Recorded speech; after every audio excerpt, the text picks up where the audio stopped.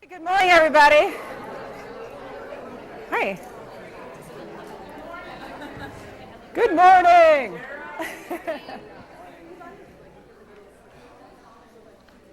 Because you have a full Friday, I'd like to get started right on time. Good morning to all of you. I'm Tara Thomas, Director of School and Community Relations for the district. A newbie myself, this is only my second year, so I'm sort of more seasoned and familiar with the process, but I come from the world of television news. I was a news anchor in Yakima, Washington, Peoria, Illinois, Mason City, Iowa, and most recently Waterloo, Iowa for 18 years. So I was fortunate to get an opportunity to join the world of education.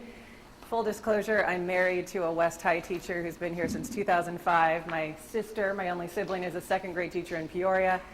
My dad is a retired school superintendent after over 30 years in a small district outside Peoria in Illinois. And my mom is a retired elementary principal, having worked in the Peoria district as a teacher for 20 years and then an administrator. So I'm totally coming full circle now, back connected with education, and I really feel that you all have so much to offer because of the experience that you bring. Many of you I've seen in the parking lot from different states, and also obviously just the energy and excitement and enthusiasm that I know you're going to bring to our schools. I hope that my children will benefit from some of your additions in that they're starting kindergarten and third in Waterloo schools here in the next couple weeks. So just welcome on behalf of my department, the communications side of things.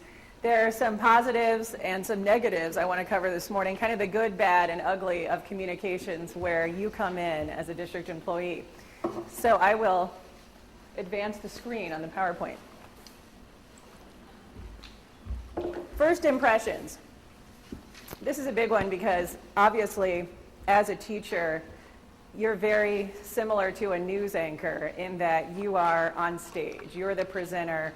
You're the focal point for the classroom, for the students, and in many respects for the community beyond the classroom where the parents and families and stakeholders in our district are concerned. So much of what we do in all of our lives is really upheld under the edict, perception is reality. And what I mean by that is how you conduct yourself, everything from the way that you speak, walk, talk, dress, all of that, as shallow level as it is something that people use as a basis for judgment.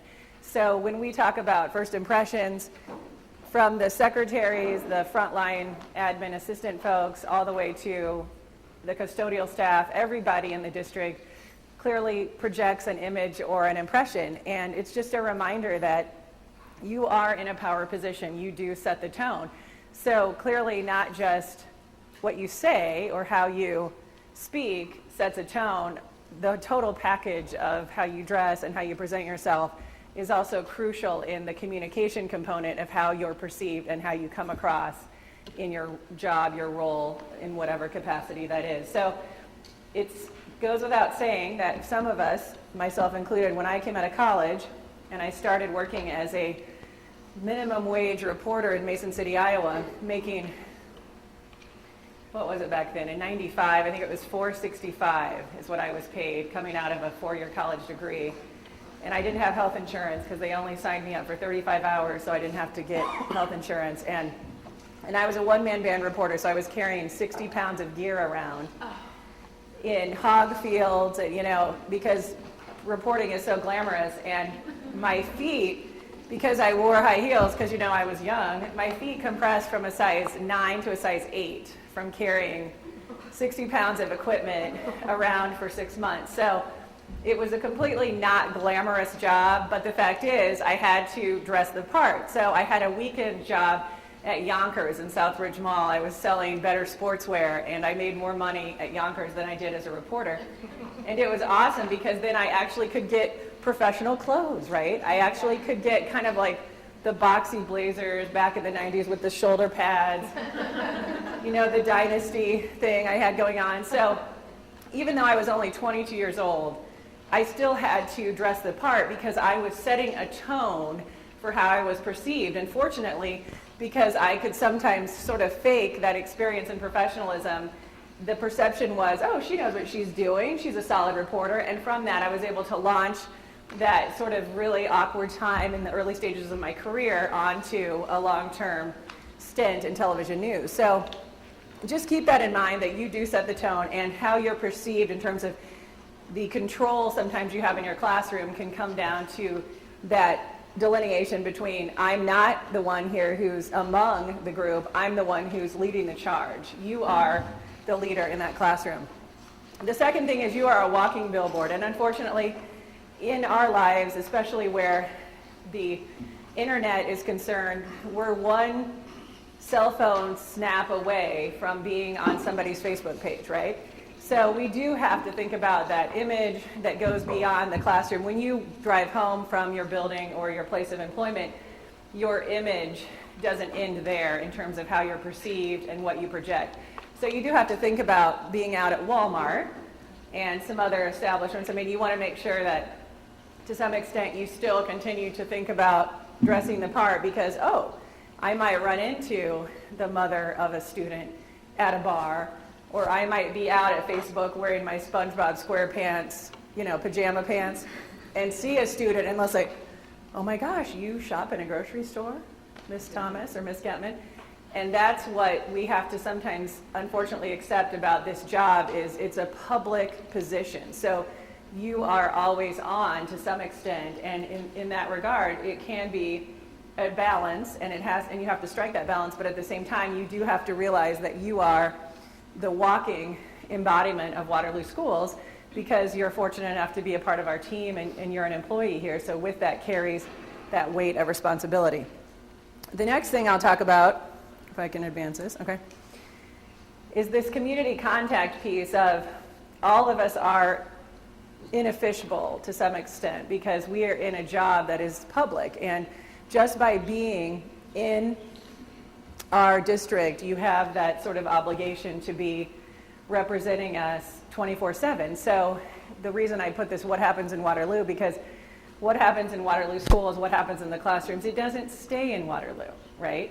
Every time that you have a point of contact with somebody, be it in person or online or over a phone or via text, you are disseminating information that is going to share what's happening in a private setting, perhaps, to the outward world. And so we have to be careful what we project, what we say, what we do, because the truth is, as I mentioned about being out and having somebody snap a photo of you, everyone these days is a reporter. Everybody's a reporter. And unfortunately, with the proliferation of technology, for all the blessings of it, there are a lot of curses, because now people will go out of their way to look for opportunities to embarrass or humiliate individuals that are in sometimes what you would not necessarily realize is considered to be a very prominent or powerful position in the community. And as a teacher and somebody who has that ability to really shape lives and make decisions that affect folks' children and their futures and how their educational process goes down, you are then empowered, and sometimes people are much more critical then of the moves that you make and the things that you do, and that can be something that spills into your personal lives. So one example that comes to mind is last school year, we had a situation where some students were on a bus. It was actually a Central bus, so this middle school bus, and they staged a fake photo where they were crowded into bus seats, and it was so crowded on the bus that some kids had even crouched down in the aisle. And what we knew from seeing that photo was it was fake, it was staged, because there are video cameras on every bus, and so they were able to pull the video and see that no, the bus was not overcrowded. The fact is, in that particular photo, the kids just, when the bus was stopped, sat together and some crunched down on the floor to stage that scene. Well, as these things go in the world of trickle-down social media, the text that originated from a student on that bus to a parent, the parent chose to share that photo with another parent who does not have children in our district and who has children, but the children are not going to go to Waterloo Schools. Well, she shared that photo on Facebook with the caption, "Can't believe the conditions on Waterloo Schools buses." And I think within 24 hours, we had over 800 shares of that photo on Facebook. So you can imagine the concept of bad news travels fast. as applied to the internet and social media. Any time that a student or a parent, or for that matter, one of your colleagues or friends or coworkers chooses to share an image that in this case was misrepresenting the situation, it is immediately picked up in the sense of going viral, and it will be then out of your control. And unfortunately, what we put out on the internet, we cannot take back. You can't erase your digital footprint. So just please think about the scenarios and the opportunities that arise to prevent those situations from turning into what was a very negative representation of our buses and Waterloo schools that really initiated or originated from some kids just joking around on a bus. And that's something that we really have to, in this day and age, be cognizant of more than, and with every new media, social media platform that comes online, Snapchat, Instagram, the ones a year from now that many of us will know about or our students will be using don't even exist. We've yet to even see where this is going to take us.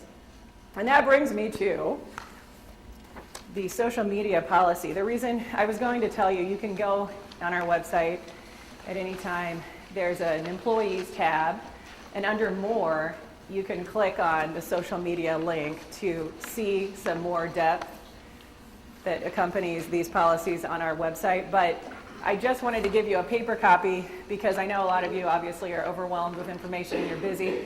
So this is just a real quick 5 minutes I wanted to take to review this so you're aware that we do have a social media policy in place. So the first single sheet is just our staff use of social networking and other forms of electronic communication. And what this does is it just really spells out common sense approaches to using social media. The student photograph section is important too. A lot of you have smartphones, you have the capability to take digital photographs or even video clips in your classroom, and that's awesome because you are the reporter per se. You're the one who can share all the cool things you're doing in your classroom, but you just need to know that we do have one of those media release forms on file every year with kids in the office. So if you have a classroom and you're doing a project, or you have a professional social media outlet that you want to share some content or information on, you just want to clear in the office who among your students is okay and camera friendly. And it's all or none. Either they can be on everything or they can be on nothing. And if the parent chooses for them to be on nothing or completely off the media sharing opportunities, you have to just remove, not literally remove, but you have to just move that student or students out of the shot so that you can still share and take photographs or video of the students who are media friendly. And you may hear parents argue, or even coworkers might argue, that they're okay to be in the Courier or on KWWL, that's the local NBC affiliate, but they're not okay to be on Facebook. Well, we've changed the policy. It's either all or none. With social media these days, if you're going to be on the Courier, then you're also going to be on social media because you can screenshot and share a story that's in the Courier. Similarly, KWWL posts all their content online, so that can be shared on Facebook or Twitter. So you cannot, there's no gray area, it's just black or white. The child, the student, either is media friendly or is not. So just keep in mind that before you tweet or text that photo or you post it, just double check with the office to make sure that all those students are clear. And the vast majority of them and the vast majority of parents, which is great for us, they support allowing their students to be a part of social media and publicity sharing. And that is really great for us because we have awesome opportunities to share the stories of the students and use their images and their likeness. And we even share our B-roll, which is the TV term for video. We share our B-roll with KWWL and we share our stills with the Courier. Okay, so practical guidelines, I won't go over that. On the back, the security factor is, obviously you don't want to try to gain access to anyone's social media profile. So anytime that you're doing anything with Facebook or social media, there are some guidelines in terms of access that I won't cover now, but the bottom line is you do have the ability, and we encourage you to do a Facebook page or some kind of social media sharing to promote what you're doing in the classroom, to promote all the cool things that you can then share with others that will doubly help your peers and coworkers learn about cool techniques that you're using in the classroom, and then also really give a positive boost to the image of the district. So we appreciate that. And then the one thing that, again, goes without saying, there are consequences to inappropriate use, and there have been people disciplined and I think terminated, in fact, because of inappropriate use of social media. So we just have to keep in mind that there are consequences that this policy speaks to that are on the books. This is the regulation that I also had you guys take a copy of, and it's going over all the social media best practices and just the policy for personal sites. Again, common sense, you don't want to friend a lot of your students on Facebook. Bad idea.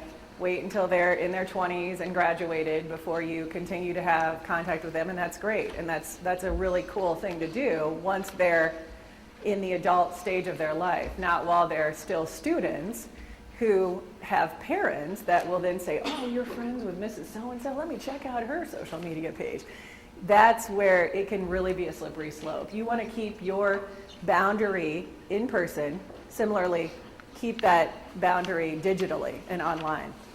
Okay, so don't post it if you wouldn't say it publicly. This is another one that people get upset about because they always say, oh, my Facebook friends, the people that my Instagram account is totally blocked unless they're somebody who I know and I'm cool with them seeing it, and we Snapchat, and no. Anytime you open yourself up with a digital footprint, know that there's always an ex-girlfriend, a disgruntled parent, a coworker that's upset about some issue that you may not, even recall.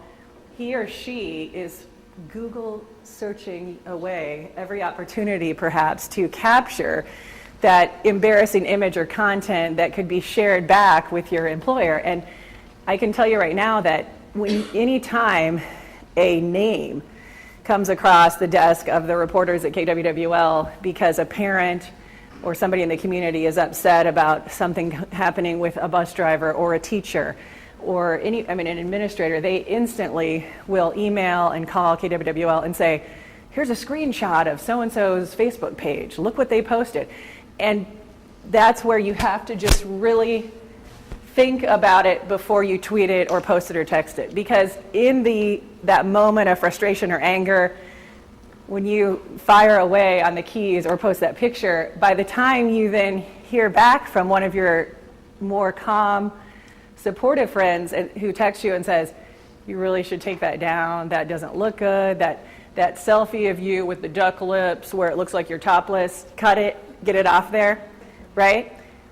It's too late, it's already out there, because at that point all these people have screenshotted it, and then you've taken it down, per se, but it still exists in your digital footprint because of the ability for people to capture and share that content. So no one's page is private. Sure, you can set your account to be private, but inevitably the people that are in your privacy circle won't respect your privacy given certain circumstances that are out of your control. So you really have to think about every tweet, unfortunately, every Facebook post, whatever you guys are using these days. Some of the younger people in here, let me, just out of curiosity, how many of you use Snapchat? Wow. That's what I was going to guess. That's like a 30 and under thing, Snapchat. Okay, what about Instagram? Okay, wow. All right. And then Facebook, it'd probably be the people that are, who's using Facebook? Okay. Most of the 30 and older crowd probably are more into the Facebook. How many of you use all three? Wow. That's a time sucker. I don't know how you keep up all your seriously. People always want me to be on LinkedIn, and I'm like, I don't have time for LinkedIn. I've got Facebook, I've got Twitter, and that's where I have to cut it. I can't, and the Instagram thing is tough too, because really Instagram, if I'm correct, it's purely photos, right? With a caption, maybe. But that is, Instagram and Snapchat is another one where people think Snapchat, because the content it goes away or fades after, a minute?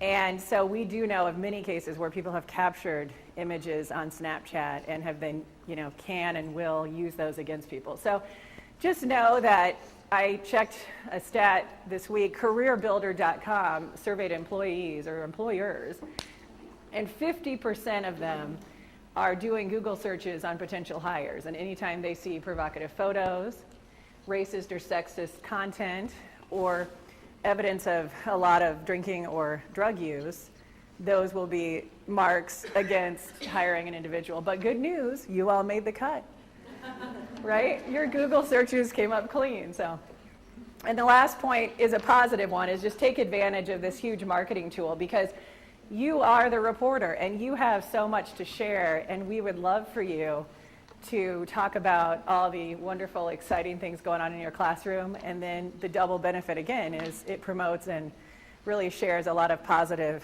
about Waterloo Schools. In this last school year, because of everything all of you will be joining that's going on in the classrooms, we were able to share through TV, radio, print, and online news coverage about 295 positive stories over the course of the school year, which was really fun. And we also have just countless examples of stories that were picked up nationally when Dr. Lindemann, as crazy as this is, in 2014, when Dr. Lindemann became the first female superintendent in the history of Waterloo Schools, it made national news. It was picked up by an outlet in New Jersey and Florida.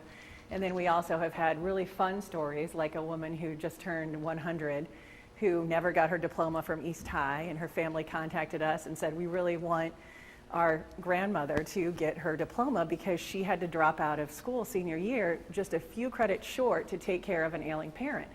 We arranged that, and thanks to the local media coverage, that story was picked up nationally and made it all the way to Jay Leno on The Tonight Show. So that was a really fun reference to Waterloo Schools in a positive light. So despite whatever stereotypes or negative comments that ultimately do come out of any large school district, we know that we have so many more positives to share that I need all of your help to do that. And that brings me to the What's Up page. So you're the expert. Katrina Heeman is somebody that I work with. She's our social media specialist. So she generates all the content on our Facebook and our Twitter account, and we also have a YouTube channel. We have student newscasts that the high schools do, and we're dropping that down this year to the middle schools. So we're always looking for stories. So I always want the teachers and the students to be informing us about what's fun, what's going on in the classroom, so that we can come out and actually capture that with our freelance videographer. She'll come and capture a great video clip, interview, and student interviews, and then we put it into what's called a package or a story, like what you'd see air on the evening news. And what's cool is then we post it to YouTube, and then you can share that link with all your friends and family across the world. And if you want to use that as a digital component of your resume, that's another great piece too. It's really fun to tell a potential opportunity to move within a district, to share that with an administrator or a peer, to say, hey, check out what I was doing in the classroom, and then you can just pull up your link on YouTube and you can share that. It's so fun for me to now be in a world where all the stories that we get to do are positive ones, because for years in television, I would only hear about the negative side of whatever was happening in different business sectors, because news is new, and what's new is what deviates from the norm. So if everyone makes it to and from school safely on a bus, that's not news. News is the bus that goes in the ditch or the bus that crashes. So we have to be flipping the script and trying to come up with some positives to counteract the negatives. So I need all of your help. So you can just call our office, but since I saw so many of you in the parking lot texting and tweeting, or not tweeting, you guys were Instagramming and Snapchatting, right? Since I saw you guys in your cars before you came in checking your phones, I know that maybe the best way is to email me or text me, which you can do as well. And our emails are really easy, thomas.t@waterlooschools.org, and please let me know. A lot of times people think, oh, this thing I'm doing, like, it's not even that big of a deal, whatever, but it is a big deal. It's a big deal, bigger than you realize, to share. And we always need content for these student newscasts and to share then with KWWL and the Courier. So as the minute that you have, if you see one of your coworkers, if you guys are getting together in a professional development situation and they say, hey, we did this with the Google Chromebooks, or not even that. I mean, it could be something like, there's this para-educator who really connects well with one of my students. Let us know about that, because we'd love to come out and do a story. And then the double benefit, again, is you have that content that you can share and that memory of the wonderful experience that you had in the classroom and making the difference in a child's life. And that's where this nominate your peers line comes in. We have these really cool Global Thinking Awards, so about 5 a month are given out, and it's for any staff member in the district, from the custodial staff to the teachers to the administrators. You just go online and we have this Global Thinking nomination form, and it's a real short form, I promise you, it won't take a lot of time. And you'll just put the name and give us some background on why you think that individual would be worthy of this Global Thinking Award, and then we'll come out about 5 times a month and present these awards. And it's so fun. I mean, I've been in rooms where, or schools where we come out and, you know, there's a teacher who's just gone the extra mile or whatever.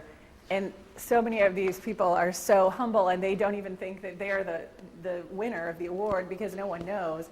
And when we say that person's name, it's like the Oscars, where they're just like, I can't believe you love me like this. I can't believe I won.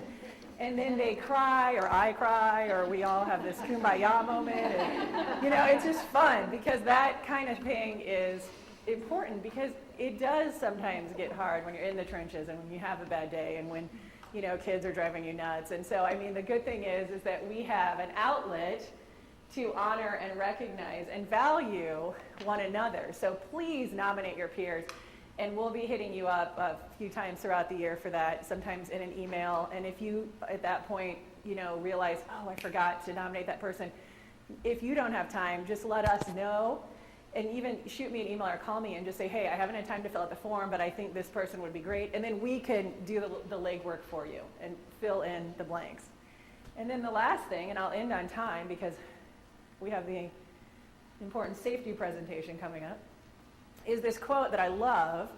And I used it last year, and I was like, oh, I should change it up, be fresh, have a new set quote. And then I'm like, oh, but these are all new people, so you didn't see it last year.